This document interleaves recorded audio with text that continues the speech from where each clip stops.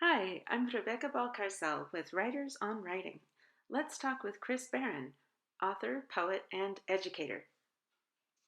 So, Chris, you're an author, which means that you, of course, write fiction, you write poetry, but you also write a lot of other stuff like blurbs, you have a newsletter, you have to write proposals. So, I want to ask you about audience and how does your writing change with different audiences, like kids versus adults, or and those different purposes. Yeah, it's funny you just said it. I always tell my students like the first thing is the first thing you look at when you're writing anything is purpose and audience, right? We learned this way back when we were English 101 students, and then maybe I heard it then because I say it to my students now, and I still think of it today, like when I'm writing, if it's newsletter, if it's book, if it's a story, a short story, I'm always thinking of like, first, why am I writing this? Which can like purpose, like which can mean so much. Like it could have multiple purposes, you know uh a single text or whatever. Like if like, I'm just thinking of like a newsletter. I'm working on a new newsletter right now, actually. It's kind of funny. So, and I want to include, like, I have that hashtag hopeful farmer, right? So I want to include that, but I also want to have like an area for kid poems to come in so that kids can be published. So, and then I want to have like a thing that speaks directly to readers. So it's multiple audiences or multiple purposes with multiple audiences.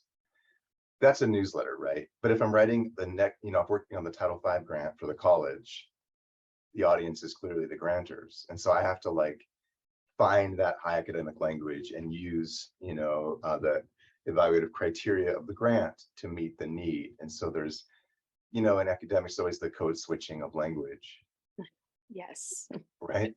Right. Yeah, and so then if I'm and I think that's important because when you're trying to achieve something like a grant, you need to speak the language of the grant to because that's the language you're talking in.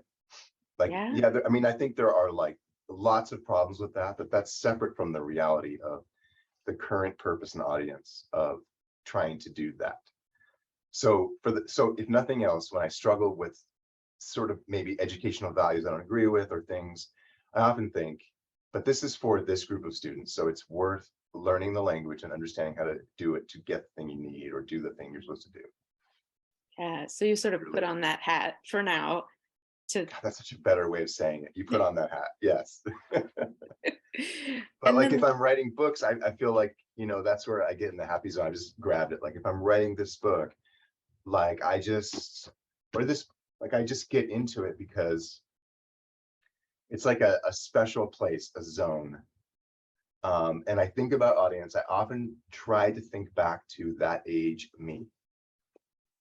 It's not because that's the best audience, but because that's my starting point, like my touchstone, the thing I can gravitate toward, because I'm a big believer in drafting as much as you can, then revising a lot. So I feel like purpose, is there. I want to write a book. I need to write a newsletter. But in books, I'm thinking of this initial audience, and then I start to allow the audience to get bigger. Like, okay, my kids. What would my kids think? Okay, I'm thinking of certain kids out there, that I've met. Um, Other kids I knew when I was this age, and it kind of just goes from there. So I always have audience in mind. Always have purpose and audience in mind when I'm writing.